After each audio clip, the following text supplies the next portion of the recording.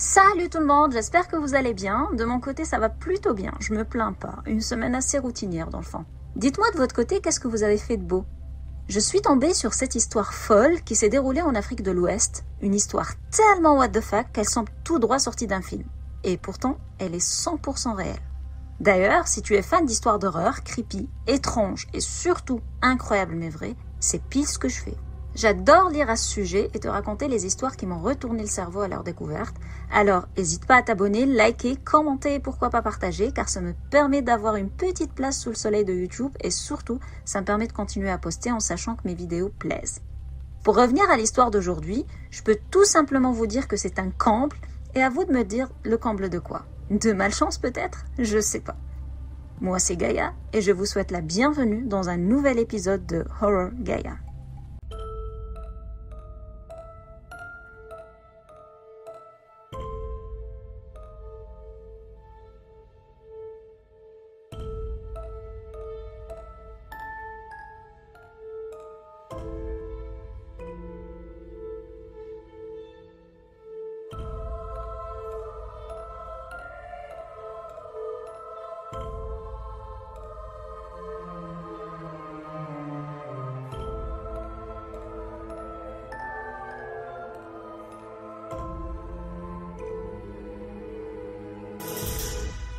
John Doyle est un Américain originaire de Denver au Colorado.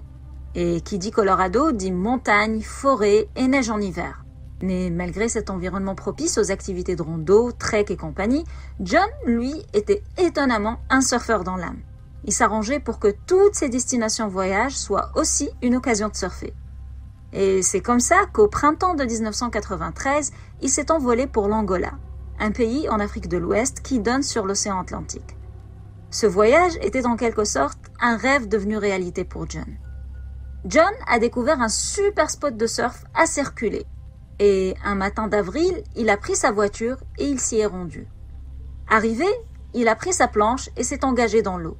Il faisait déjà assez chaud, donc John n'éprouvait pas le besoin d'enfiler sa wetsuit. Son short de bain était complètement suffisant.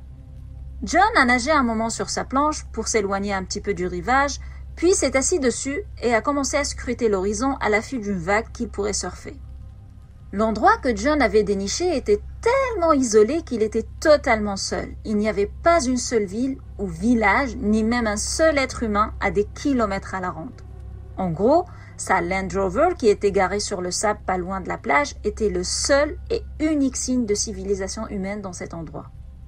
Les heures sont passées et alors que le soleil commençait à taper fort, John, qui était assis sur sa planche à attendre sa prochaine vague, commençait à sentir son dos cuire. Il faut dire que ce jour-là, il devait facilement faire dans les 35 degrés Celsius. Alors, en continuant à scruter l'eau vers l'horizon, il s'est dit que sa prochaine vague serait certainement la dernière de la journée, autrement, il s'assurait une insolation pour sûr. Sauf qu'à ce moment-là, il a vu quelque chose qui lui a glacé le sang. À peine 20 mètres de lui, une nageoire de requin imposante nageait en cercle. Exactement comme les premières scènes de films de requins tueurs, sauf que John, lui, la vivait réellement cette scène. Et elle le terrifiait à raison. En essayant de surmonter sa terreur, John s'est dit qu'il devait immédiatement sortir de l'eau. Sauf que, petit bémol, John est relativement loin de la plage. Il a pensé à nager jusqu'au rivage, mais sauter dans l'eau n'était absolument pas une option parce que ça signifierait qu'il serait dans l'eau sans aucune protection avec un requin qui lui rôde autour. Surtout que ces mouvements de nage dans l'eau qu'il va faire pour atteindre le rivage ne vont faire qu'attirer ce mastodonte jusqu'à lui. Il lui restait donc juste une seule option, surfer jusqu'au rivage. Comme ça, il y arrivera plus rapidement tout en restant hors de l'eau et il sera sauvé. En essayant de se rassurer comme il le pouvait, John a gardé un œil sur le requin qui ne semblait pas s'être approché, tout en scrutant la moindre houle qui lui permettrait de surfer vers la terre ferme. Et après quelques minutes qui lui ont semblé être une éternité, il a enfin vu une houle venir vers lui. Elle semblait parfaite et promettait une belle vague. Là, sans hésitation, John, qui faisait face à l'horizon et au requin, s'est reviré de bord pour faire face à la plage, puis il s'est allongé à plein ventre sur sa planche et a commencé à ramer vers la plage. En même temps, Il vérifiait de temps en temps si l'eau est remontée pour qu'il puisse attraper la vague au bon moment et se redresser sur sa planche. Et alors que le sommet de la vague était pile sous lui, il regarde pour confirmer que c'est le moment pour lui de se lever, et juste en dessous de lui, dans l'eau, il a distingué la silhouette du requin. Complètement paniqué, avec un méga rush d'adrénaline, John a littéralement sauté pour se mettre debout sur sa planche, et pendant quelques secondes, il était assez stable et la vague l'emportait loin du requin. Son plan fonctionnait comme il l'avait prévu. Enfin, il a fonctionné jusqu'à ce que le nez de sa planche a piqué vers l'eau assez longtemps pour l'envoyer valdinguer dans les airs, puis dans l'eau avec le requin. Dès que John a touché l'eau, il s'est accroché à sa planche pour résister à la puissance de la vague qui l'immergeait. Dans le fond, à ce moment-là, il fallait juste qu'il s'accroche et qu'il attende que la vague passe pour qu'il puisse sortir sa tête de l'eau, rembarquer sur sa planche et s'éloigner du requin. Mais avant même que la vague ne finisse de passer par-dessus lui, John a ressenti une douleur soudaine et excruciante au niveau de sa jambe. À ce moment-là, et alors qu'il était encore sous l'eau, accroché à sa planche, il ouvre les yeux et regarde sous lui. Et là, à travers le remous et une vision distordue par l'eau, il voyait clairement un grand requin blanc littéralement accroché à sa jambe. Complètement paniqué, John s'est mis à frapper le nez du requin avec son autre jambe. Et heureusement qu'il l'a fait parce que le requin lui a lâché sa jambe et s'est reculé assez longtemps pour que John puisse la retirer et remonter à nouveau sur sa planche. À peine il a fait ça, presque instinctivement, il s'est mis de nouveau debout sur sa planche. Il avait une jambe faible et qui saignait abondamment dans l'eau, mais il était assez stable. Pour ceux qui se demandent comment est-ce qu'il peut se mettre debout sur une jambe quasiment déchiquetée par un requin, dites-vous que lorsqu'une personne se blesse, il peut y avoir une phase directement après le traumatisme, qui est une phase de stupéfaction de la plaie, ce qui veut dire que la plaie ne va pas du tout faire mal à cause du rush d'adrénaline et d'endorphine du corps. D'ailleurs, en médecine d'urgence, on profite souvent de cette phase pour faire des nettoyages sans utiliser d'antalgique quand on n'en a pas sous la main, quoi. Maintenant, pour revenir à John, on a dit que pendant une seconde, il était quand même stable sur sa planche, lors de sa deuxième tentative, bien sûr. Et il avançait pas mal rapidement vers le rivage. Mais le sang qui coulait abondamment dans l'eau a probablement excité encore plus le requin, qui a rattrapé John et a frappé sa planche sur le côté, le faisant replonger dans l'eau. Cette fois, en tombant, John a réussi à s'agripper à sa planche à deux mains. Il était horriblement conscient du fait que le requin viendrait en finir avec lui. Alors, en une fraction de seconde, par instinct de survie et avec toutes ses forces, il a tiré sur sa planche pour la faire coller contre son corps, ce qui l'a fait se retourner dans l'eau. Et juste à cet instant, le requin a surgi de nulle part et l'a mordu. Mais parce qu'il a utilisé sa planche de surf comme bouclier, le requin avait heureusement juste réussi à mordre la planche. Il en avait carrément arraché la moitié. Et en pensant que c'était sa proie, il s'est un peu éloigné avec et a commencé à la mâchouiller. John, de son côté, a utilisé l'autre moitié de la planche pour tenter encore une fois de rejoindre la terre ferme. Il a encore une fois réussi à se mettre debout sur ce restant de planche, et alors qu'il saignait toujours autant, il a enfin réussi à rejoindre la plage. Une fois sur le sable, hors de l'eau, John a regardé vers l'eau et a vu le requin qui était encore visible. Et pour la première fois, il a pu regarder sa jambe et a constaté que son mollet droit était carrément déchiqueté et saignait en masse. Le mélange entre le soulagement d'être sorti de l'eau et la vision de sa jambe en fait tomber l'adrénaline, et John a commencé à sentir une douleur intenable et des vertiges. Il avait déjà perdu beaucoup de sang, et malheureusement, il n'est pas encore tiré d'affaire parce qu'il était à 1 heure au moins de la ville la plus proche, et entre sa localisation et cette ville, il n'y avait rien, pas même une maison, juste une étendue de terre sauvage. Vous l'aurez compris, John n'avait pas de temps à perdre. Chaque minute comptait pour sa survie. Alors, il a rampé sur le sable vers sa voiture et malgré la douleur atroce à sa jambe qui l'empêchait de se tenir debout, il a réussi à ouvrir la portière de sa voiture et à l'utiliser comme levier pour se redresser et monter tant bien que mal sur le siège conducteur. Par réflexe, John a fermé et verrouillé ses portes. Puis, il a attrapé un t-shirt qu'il avait sur le siège passager il l'a déchiré en bandes qu'il a utilisées pour faire des garrots autour de sa jambe, un peu pour réduire en fait le saignement de son mollet. Mais la blessure sur son mollet était si profonde et déchiquetée que la mise en place de plusieurs garrots très serrés ne semblait pas vraiment changer grand-chose au saignement. John perdait toujours autant de sang à un rythme qui le tuerait probablement avant qu'il ne puisse atteindre la première ville. Du coup, John s'est résilié à conduire dans son état. Dans le fond, il pouvait vraiment rien faire d'autre que forcer sa chance. Il a alors démarré sa voiture, a fait marche arrière sur la plage et a commencé à conduire vers la ville. Sur le chemin, John a commencé à se sentir gravement étourdi. Imaginez un petit peu la situation. John conduit une voiture sous 35 degrés Celsius de chaleur, avec une jambe qui lui fait un mal de chien, tout en ayant perdu et en continuant à perdre des quantités vitales de sang. En bref, l'hypovolémie, due à la perte du sang seule, peut entraîner la déshydratation, la faiblesse et l'étourdissement qui en résultent. Mais tout ça est potentialisé par la chaleur intense de la brousse. John avait clairement besoin de se réhydrater s'il voulait continuer son chemin et espérer arriver vivant en ville.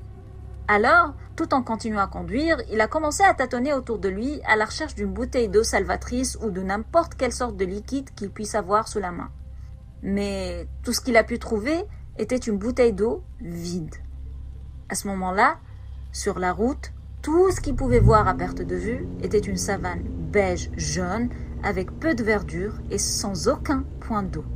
Toujours résilient et déterminé à survivre, John a continué à conduire en espérant qu'il pourrait éventuellement tomber sur une source d'eau où il s'hydraterait suffisamment pour pouvoir continuer son chemin. Heureusement, après seulement quelques minutes de route, alors que John commençait à avoir de la difficulté à focusser et que ses paupières se mettaient à dangereusement se fermer, il a remarqué qu'à quelques dizaines de mètres devant lui, sur le bord du sentier où il se trouvait, il y avait quelques arbres dont le vert contrastait avec le jaune ambiant, et juste à côté, il y avait un petit ruisseau. Sans vraiment y réfléchir, John s'est immédiatement stationné à côté de ces arbres et a tant bien que mal trébuché jusqu'à l'eau. Il s'est allongé à plat ventre de manière à avoir son visage juste à la surface de l'eau et l'a juste immergé et a commencé à boire autant qu'il le pouvait. Alors que son corps s'hydratait progressivement et que son visage se rafraîchissait au contact de l'eau, John a senti son cœur ralentir à un rythme normal et il se sentait plus détendu, ou plutôt moins anxieux de sa situation. Il avait même repris espoir et a commencé à se dire qu'il avait une chance de survivre quand même. Après tout, il a trouvé de l'eau et il se sentait suffisamment plus en forme pour terminer le bout de chemin qui lui restait avant d'atteindre un hôpital.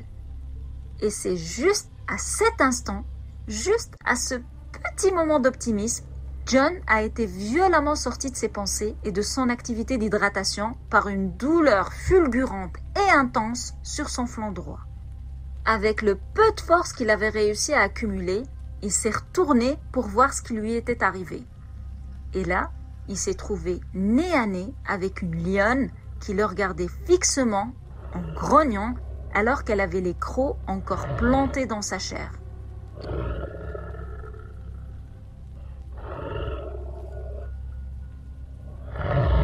Il n'en a pas fallu plus longtemps pour que la lionne commence à bouger sa tête de gauche à droite pour mieux enfoncer ses crocs dans John et l'empêcher de bouger plus qu'il ne le fait déjà. Je vous laisse juste imaginer le degré de douleur que John a dû ressentir. Il faisait déjà face à une blessure très grave et douloureuse à la jambe et maintenant il a carrément un lion accroché à son abdomen avec une douleur quintuplée et potentialisée. Mais cette douleur avait du bon, puisqu'elle a généré une telle poussée d'adrénaline que John, sans réfléchir, a attrapé un bâton qui traînait à côté de lui et s'est mis à frapper cette lionne avec. Ces coups de bâton répétés sur la tête du lion lui ont permis de se libérer, car le félin a lâché prise et a reculé de quelques pas. Mais soyons clairs, c'est un prédateur et John est sa proie, donc il n'avait aucunement l'intention de partir. Il a juste reculé, tout en fixant John et en grognant, comme pour évaluer son prochain angle d'attaque. De son côté, John avait comme seul et unique plan de se mettre à l'abri dans son SUV. Donc, il a profité de ce petit recul de la lionne pour se relever et boiter aussi rapidement qu'il le pouvait jusqu'à sa voiture. En ce faisant, il est littéralement passé devant cette lionne qui n'en démordait pas et cherchait encore une opportunité d'attaque. Alors qu'il ne lui restait que quelques pas pour atteindre sa voiture, John a entendu quelque chose de terrifiant qui l'a poussé à se retourner. Et ce qu'il a vu l'a terrifié jusqu'à l'os. Il faut savoir qu'en passant devant la lionne vers sa voiture, John a eu le dos tourné à la lionne depuis quelques secondes. Et il a soudainement remarqué que le grognement de l'animal s'est amplifié. Il s'est retourné et il a vu que la lionne n'était plus seule. Maintenant, il y avait toute une horde avec elle qui sortait de la brousse et qui était tout aussi, voire plus menaçante. John a réussi à compter au moins 4 lions qui ont formé un demi-cercle autour de lui et qui le fixaient tout en fermant progressivement la distance qui les séparait de lui. En résumé, John était piégé entre sa voiture et les lions.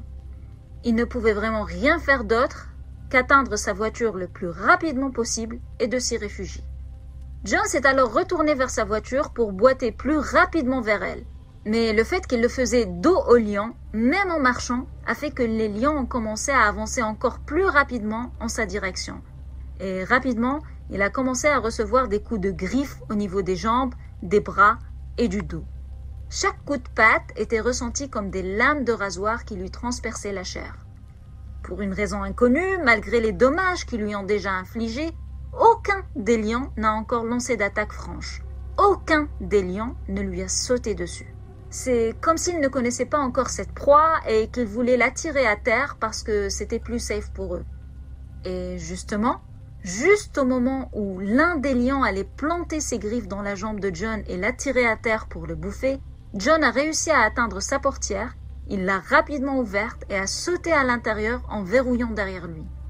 Encore sous l'effet de l'adrénaline et de la panique, John s'est mis à rechercher frénétiquement ses clés pour démarrer la voiture et se barrer de cet endroit.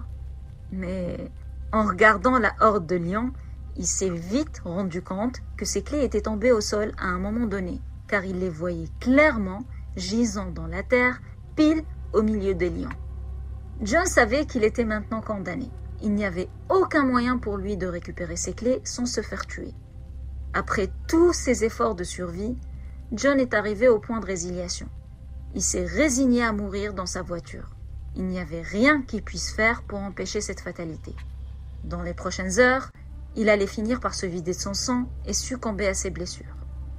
Il s'est donc assis, là, sur son siège conducteur, s'est accoté la tête vers l'arrière et a fermé les yeux. Il avait passé environ une demi-heure dans cette situation lorsqu'une détonation lui a fait ouvrir les yeux. Le temps qu'il se redresse et que ses yeux s'ajustent, il a entendu 3 autres détonations. John a vu les lions s'enfuir, puis a entendu une série de flashs d'obturation, comme quand on prend une série de photos avec un appareil photo. Complètement largué, John a regardé autour de lui. Il était perdu, il ne réalisait pas ce qui se passait. Et peu après, il s'est évanoui sans réellement comprendre ce qui l'entourait. Il s'est avéré que, ce jour-là, il y avait un safari dans la zone où John était. Et heureusement pour lui, en passant devant le ruisseau, le guide du safari a repéré John à l'intérieur de sa voiture, encerclé par les lions. En voyant cette scène lunaire, tous les touristes du safari se sont mis à prendre des photos et le guide touristique s'est mis à tirer des coups de feu vers le ciel pour effrayer les lions. Et c'était ça, les bruits que John a entendus juste avant de s'évanouir. Après son évanouissement, le guide, aidé par quelques touristes, l'ont sorti de sa voiture et l'ont enfin transporté à l'hôpital. À l'hôpital, il a reçu les soins nécessaires et s'est miraculeusement rétabli.